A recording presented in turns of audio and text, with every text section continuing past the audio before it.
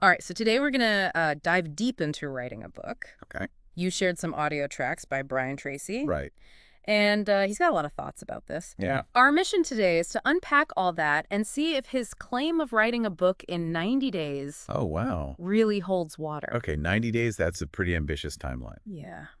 So let's see what he has to say. So first, a little bit about Brian Tracy himself. He's a Right. successful author, speaker, all that. Right. But the guy didn't even graduate high school, Oh, wow. let alone pass high school English. That's incredible. So it really makes you think It takes, about all those assumptions we have about yeah, who can be a writer. absolutely. What are we letting hold U.S. back? Right. Tracy talks about how his early experiences shaped his writing, Yeah. crossing the Sahara Desert at 23. Wow. Talk about inspiration. Yeah. He even mentions dictating his thoughts early on because Right. he wasn't even comfortable writing them down, which I think speaks to his resourcefulness, Absolutely. finding ways to work around these self-perceived limitations. Yeah, and I also find it interesting Yeah. that he mentions how many successful authors use ghostwriters. It really does shatter that myth that every published book Yes. is solely the work of the named author. It does make you think about Right. what's the real definition of authorship these days Right. in the modern age. So you've got this guy Yeah. who didn't even finish high school using ghostwriters Yeah. on becoming a best-selling author. Okay. And then he says 82% of people dream of writing a book, but never do. Wow. What do you think is holding people back? He chalks it up to mental blocks. Okay. Like perfectionism and fear of failure. Yeah. That classic feeling of not being good enough, Oh, yeah. not being a real writer. And that fear can be so paralyzing. But Absolutely. he's got this great line. Okay. You can't get worse at writing by doing it. That's great. So simple. But it really cuts through the noise. It does. It reminds us that writing's a skill, Yeah, like any other skill. totally. You get better by doing it. Totally. And he goes on to talk about vocabulary. Okay. And he emphasizes this. And he uses Shakespeare as an example. Okay. Shakespeare only used about 20,000 words, Oh, wow. which is a finite number, Yeah. and yet created these incredible works of literature. That's a good point. So it's not about having this massive vocabulary. It's No. about Using what you got? knowing how to use it effectively. Exactly. So how do we expand our vocabulary? Well, he suggests Yeah. using a stenographer's notebook. Oh. That good old-fashioned method of just writing down new words and their definitions. But it's more than just memorizing definitions, Yeah, right? absolutely. It's about Okay. actively engaging with the language. Right. One word can unlock a whole network of related words and concepts, Totally. and that's where the real power lies. All right, so let's get into Tracy's actual writing process. Okay. He's big on structure, using a 12-chapter format that originated from his 6-cassette audio programs. Oh, interesting how different mediums can Yeah. influence creative processes. Yeah. So that structure has clearly worked for him. Right, and he really emphasizes that strong opening. Okay. The first paragraph needs to grab the reader. Right. And he even gives an example from his own work, a line from his book on success. Okay. More people are going to make more money in the next few years than have ever been made in human history, and your job is to be one of them. Wow. And in the pages ahead, I'll show you how to do it. Now that's an attention grabber. Right. It speaks directly to the reader's aspirations. Yeah. Promises a solution. Makes you want to keep reading. So how do you write an opening like that? That's a great question. Is it something you can actually plan for? Yeah. Or does it just have to come naturally? It's likely a combination of instinct, Yeah. understanding your audience, Yeah. and a bit of trial and error. Okay, so how do you actually write a book in 90 days? According to Brian Tracy. Let's hear it. Well, first up, passion and expertise. Yeah. You got to have that burning desire to share your message Right. to the point where, as he puts it, you cannot not write. Yeah, that passion is absolutely crucial. Yeah. It fuels those long hours, Oh, yeah. the inevitable rewrites, Yeah, the moments of self-doubt that every writer faces. totally. I think without it, it would be very difficult to see a book through to completion. And knowing your stuff is key, right? Absolutely. He says you should know 10 times more Wow. about your subject than what you actually include in the book. That makes sense. Yeah. Having that depth of knowledge allows you to speak with authority Yeah. and provide valuable insights to the reader. But doesn't that raise the bar pretty high? Yeah. For who gets to be an author? That's an interesting point. Right. It does seem to suggest that a certain level of achievement is required, Yeah. which could be discouraging for some aspiring authors. Yeah. Maybe it's more about demonstrating a deep understanding of your topic, Okay. even if you're not necessarily at the top of your field. So it's about the depth of your knowledge, Exactly. not necessarily your credentials or accolades. Right, and being able to convey that knowledge Yeah. in a way that's engaging and accessible. Okay, so passion and expertise. Sure. What's the next step in this 90-day sprint? Step 2 is all about defining your target audience. Okay. Tracy encourages writers to get really specific here. Okay. We're talking age, income, education level, family structure. Okay.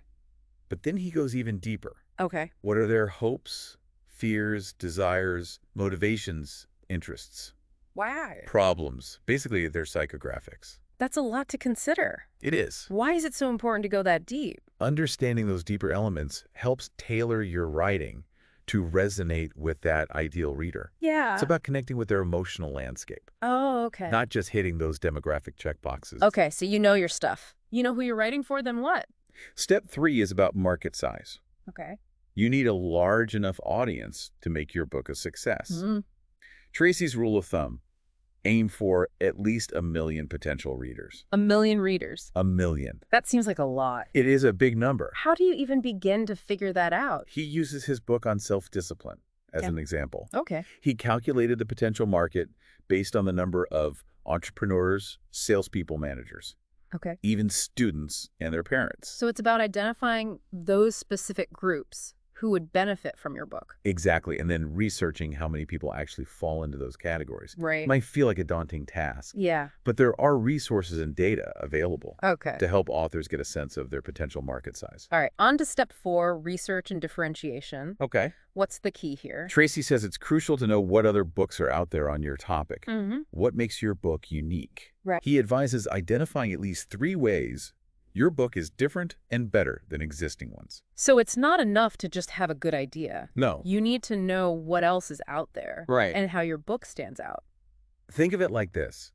You're entering a conversation that's already in progress. Oh, okay. You need to know what's been said before Right. and figure out how to add something new and valuable to the discussion. And how do you avoid getting discouraged Right. by all the competition? Tracy encourages authors to admire and learn from successful authors in their genre. Okay. He even mentions Ernest Hemingway's advice to young writers. Okay. If you want to be a good writer, read the best writers. That's good advice. It is. It's about studying the masters, seeing what works, and figuring out how to apply those lessons to your own work. Exactly, recognizing that learning from others can elevate your own writing. Step 5 is information gathering. Oh, yeah. So the research phase. Right. Tracy emphasizes doing your research Okay. before you even think about writing. He mentions Paul Johnson, Okay. an author who gathers around 1,500 pieces of information before starting a book. 1,500. 1,500. That sounds intense. It is, Wow. but it highlights the importance of having a solid foundation of knowledge. Right. It's not just about stringing words together. Right. It's about building a comprehensive and insightful argument. And how does someone even organize that much information? He actually writes each piece of information on an index card Wow. and arranges them on the floor Oh, wow. like a giant jigsaw I puzzle. love that visual. It is a good visual. Like creating a physical map of your ideas. And that approach can be really powerful, Yeah. especially for visual learners. Right. It can help you see those connections between ideas Yeah. and organize your thoughts in a tangible way.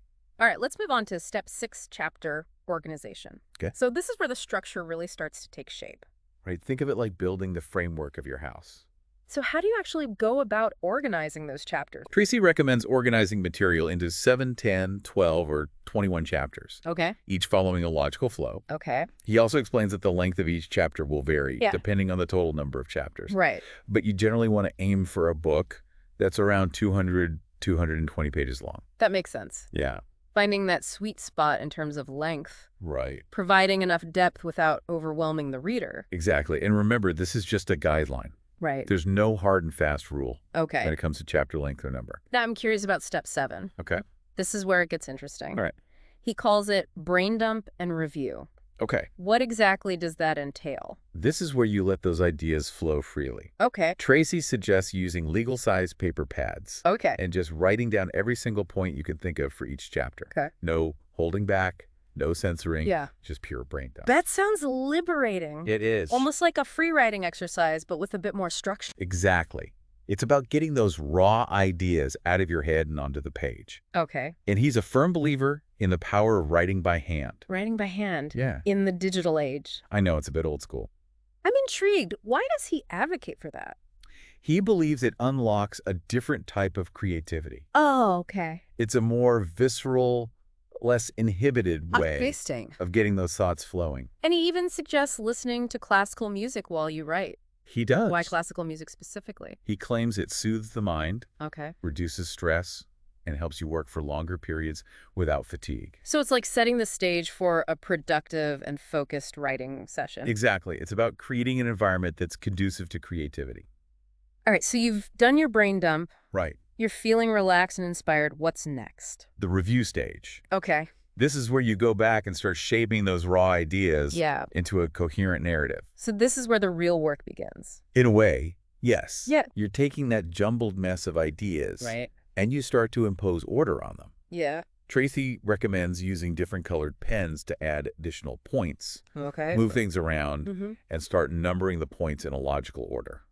So this is where you start to see the structure of each chapter emerging. Exactly. Okay, so you're starting to refine those ideas, Yeah. create a clearer structure. What comes after that? Step 8, mind mapping. Mind mapping. Mind mapping. I've heard of this, but never actually tried it. Yeah. What's the big deal about it? It's like creating a visual representation of your book. Okay. You start with the chapter title in the center, Mm-hmm. and then branch out with key points and subpoints. So it's a way to see the big picture, how all the ideas connect to the overall theme. Exactly. And it can be really helpful Yeah. for those who are more visual learners. Right. It allows you to see the relationships between ideas Yeah. in a way that's much more engaging than just reading through a list of bullet points. All right, so we're moving from the linear to the visual. We are. What's next on Tracy's list? Step 9 is dictation and editing. Dictation. Dictation. That's interesting. Why does he recommend that? Once you've organized your notes and your mind map, Yeah. dictation allows you to bring your content to life Okay. with your own voice. Mm-hmm. It's a way to capture that natural rhythm and flow of your speech. So it's about adding that personal touch, that conversational tone. Exactly. That makes your writing engaging. And it can also be a more efficient way to get those words down, Right. especially if you're a fast talker. But then you still need to go back and edit. Right, absolutely. Dictation is just the first step. Okay. You still need to refine your language, Mm-hmm. tighten your arguments, Yeah. make sure every word serves a purpose. Okay, so we're almost at the finish line of this 10-step process. Almost there. What's the final step? Publishing. Of course, the ultimate goal for most authors. It is. What does Tracy have to say about that? He touches on the process of finding a literary agent Okay. and a publisher, Mm-hmm.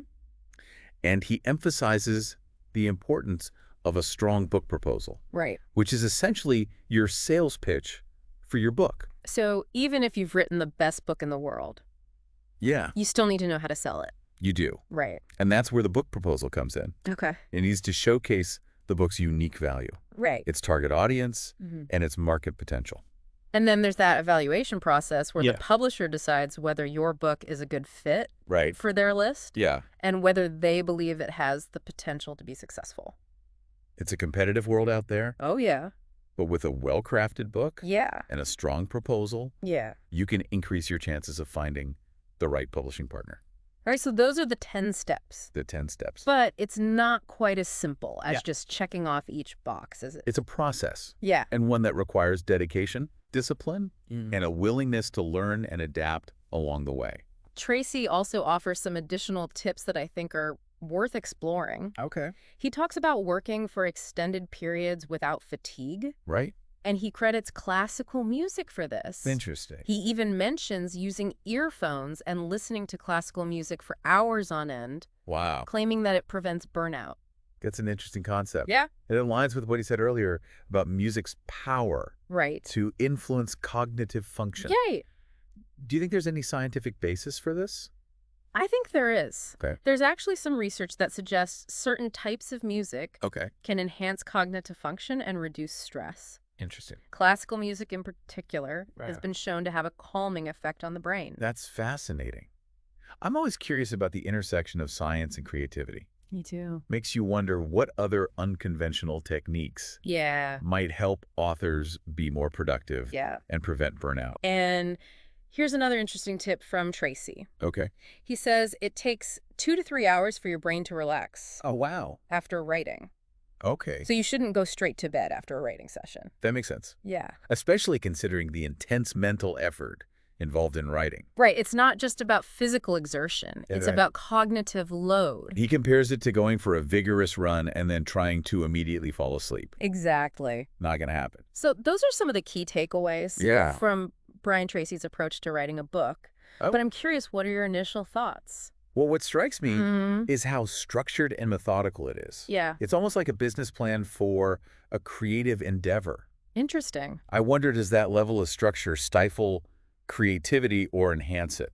That's a great question and one we should definitely explore further. Yeah. Let's take a moment to reflect on what we've learned so far, Okay. and then dive into some of the finer points of Tracy's advice. Sounds good. All right.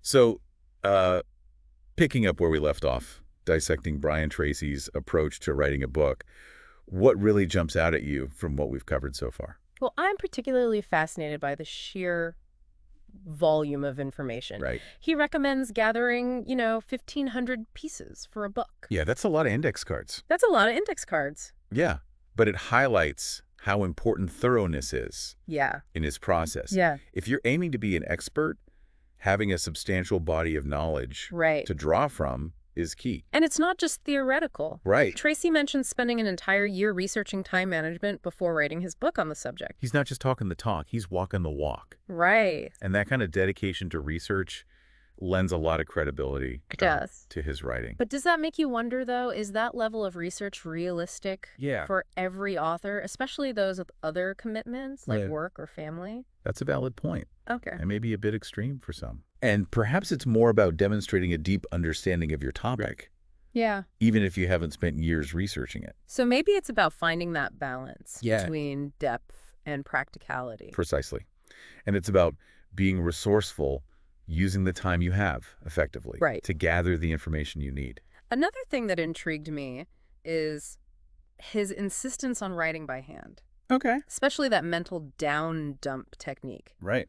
I've always been a keyboard person, Yeah. but there's something appealing about that raw, unfiltered approach. There's a certain magic to putting pen to paper, isn't there? There is. It engages a different part of the brain Yeah. and allows thoughts to flow more freely. Do you think it's actually more effective?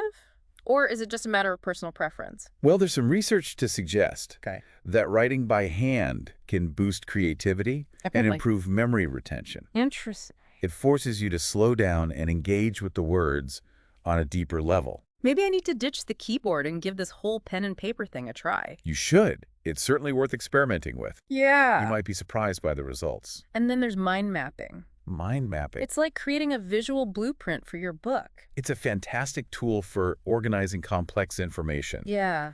particularly for visual learners who might struggle with more linear outlines. It's interesting how Tracy's process incorporates both linear and visual elements. Yeah. It's not just about outlining. It's also about seeing the big picture and understanding how all the pieces fit together. Right. It's a multifaceted approach Yeah. that caters to different learning styles Mm-hmm. and encourages a deeper understanding of the material. Okay, now let's talk about the elephant in the room. Okay. That 90-day timeline. 90 days? Is it really possible to write a quality book in that time frame? It's a bold claim, no doubt. I mean, some authors spend years Right. on their books. But it's important to remember that Tracy's process is designed for nonfiction writing, Right. which often involves research and organization Yeah. that can be more easily structured and timed. And he's working from a place of existing expertise, Exactly. drawing on years of experience and knowledge. That pre-existing knowledge base Right. significantly reduces Yeah. the research and development time. But what about someone who's starting from scratch? Is 90 days even remotely feasible? It might be more challenging, Yeah. but I think the real value of Tracy's process Yeah. lies in the framework it provides. Right. It breaks down the writing process into manageable chunks, Yeah. which can be less daunting Right. than facing a blank page Yeah. and an open-ended timeline. So even if it takes longer than 90 days, Right, yeah. the process itself can be helpful. Absolutely. It's about creating a roadmap, Yeah. a plan of attack, Right. and that can make all the difference. But what about the quality of the book? Right. Can a book written in 90 days be as good as a book that's been meticulously crafted over years? That's where the discipline and focus Mm. of Tracy's process come into play. Okay. He emphasizes setting aside dedicated writing time, Mm-hmm. minimizing distractions, Mm. and using techniques like classical music to Wow. enhance focus and productivity. So it's not just about speed. Yeah. It's about creating the right environment and mindset for focused writing. And he's not suggesting you just churn out a first draft and call it a day. Oh, He stresses the importance of editing and revising, yeah. which often takes time, Right. regardless of how quickly the initial draft was written. So maybe the 90-day timeline is more about establishing a consistent writing habit and building momentum. That's a great way to put it. Yeah. It's about shifting your mindset from, I can't find the time to write, Yeah. to, I'm going to make time to write. And let's not forget those tips for preventing burnout. Listening to classical music for hours on end. Does that really work? Well, as we discussed earlier, there's evidence that certain types of music can reduce stress Right. and enhance cognitive function, Right. but it's likely not a cure-all. And Tracy himself claims that it allows him to work for long periods without fatigue. Right. He even goes so far as to say it takes 2 to 3 hours for his brain to relax after writing, Wow. which is why he recommends not going to bed Right. right after a writing session. It's fascinating how he approaches writing almost like an athlete, Right. training for a marathon. Yeah. It requires mental stamina and discipline. He even compares it to going for a run and then trying to fall asleep immediately. It just doesn't work. It doesn't. And just like athletes need rest and recovery, Yeah. so do writers. Totally. Taking breaks, Mm-hmm. engaging in other activities, Yeah. and getting enough sleep are all crucial Yeah. for preventing burnout. So it's about finding a sustainable rhythm, Right. a pace that you could maintain over the long haul. Exactly. It's about playing the long game, Right. not just sprinting to the finish line. Now, one thing that keeps popping up for me Okay. is how focused Tracy's process is on nonfiction writing. Right. Would his advice be as applicable to someone writing a novel, for example?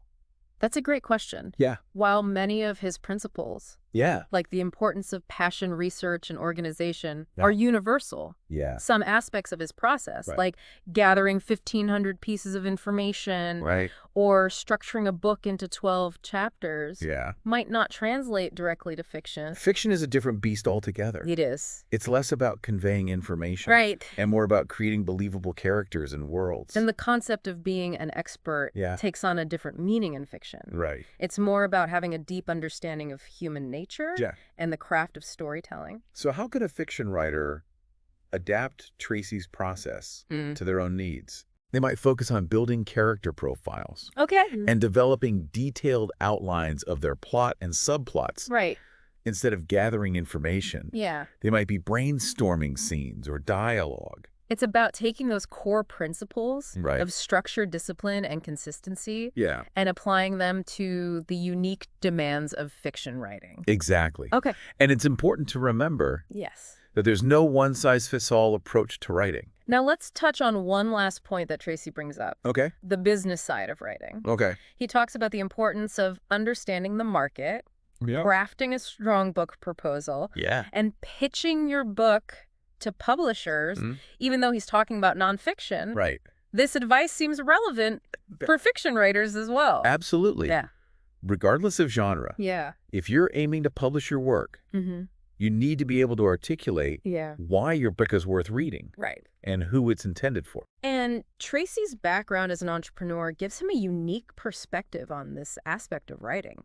He's not just talking about creative expression. Right. He's talking about creating a product Yeah. that has value and appeal. And that's where the book proposal comes in. Right. It's your chance to showcase your work Yeah. and convince agents and publishers Mhm. that your book has the potential to be successful. He even mentions how he pitches his book ideas to multiple publishers, Right. highlighting the competitive nature of the publishing world. It's a reminder that even the most talented writers Yeah. need to be savvy about the business side of things.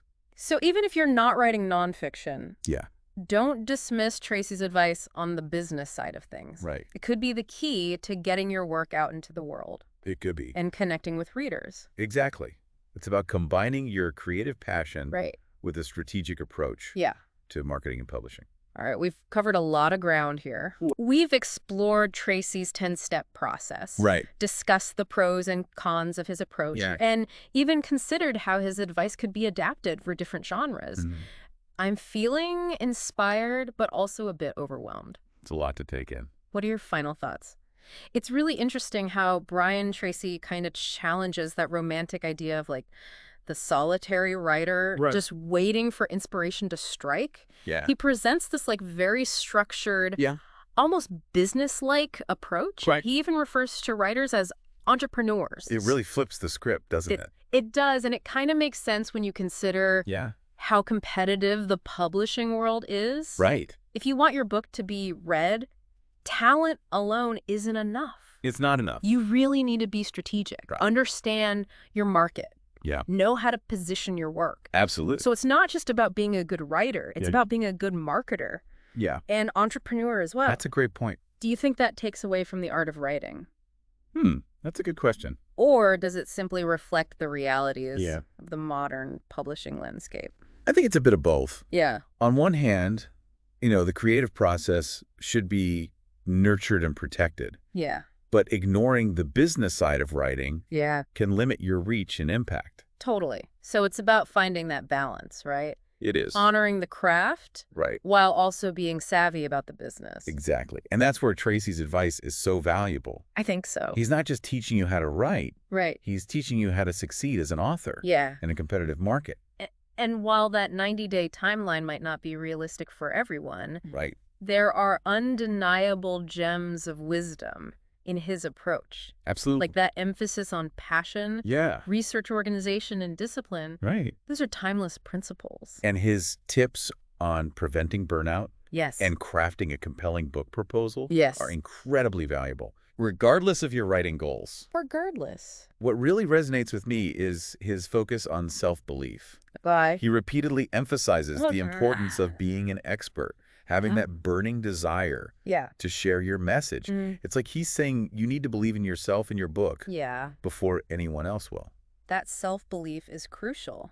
It is. It gives you the courage to put your work out there and face potential rejection. Totally. And it sustains you through that long and challenging process of writing a book. Absolutely. Think back to that statistic he shared. 82% of people dream of writing a book, but never do. Maybe that lack of self-belief is a big part I think it is. of what's holding them back. Yeah, we talk about the fear of failure and perfectionism. Yeah. But maybe it's also about not believing your story is worth telling, that your voice matters. And that your voice matters. So how do we cultivate that self-belief? That's the question, isn't it? Is it something we're born with? Or can it be developed over time? I think it's a bit of both. Okay. Some people naturally have more self-confidence. Right. But I believe self-belief can also be nurtured Okay. through practice. Yeah. Positive self-talk. Surrounding yourself with supportive people who believe in your potential. So it's a journey just like the process of writing a book. It is. And sometimes the biggest challenge isn't even the writing itself. Right. It's overcoming those internal hurdles that hold us back. Conquering that inner critic. Exactly. As much as it is about mastering the technical aspects of writing. For anyone listening who's ever dreamed of writing a book, Brian Tracy's insights offer a valuable starting point. They do. It's not a magic formula, but it's a solid framework to build upon. It's a call to action. Yeah. A challenge to embrace that dream and turn it into a reality. And as we wrap up this deep dive into Brian Tracy's writing wisdom, here's a final thought for you to ponder. All right, we've explored his specific advice. Yeah. But what does your ideal writing process look like? That's a good question. What elements resonate with you from Tracy's approach? Yeah. And what would you do differently? There's no one-size-fits-all approach to writing. Right. The key is to find what works for you. Yeah. Experiment and constantly refine your process. And remember, the most important thing is to actually write. Right. Take those ideas swirling around in your head and put them down on paper. Yes. Or type them into your computer or dictate them into your phone. Whatever works for you. Whatever works for you. The blank page can be intimidating. It can be. But the first step is always the hardest. Yeah. Once you start writing, the words will start to flow. And who knows, maybe one day you'll be sharing your own writing wisdom with the world. I hope so. Well, thank you for joining us on this deep dive Yes. Good. into the world of writing. It's been a pleasure. Until next time, happy writing.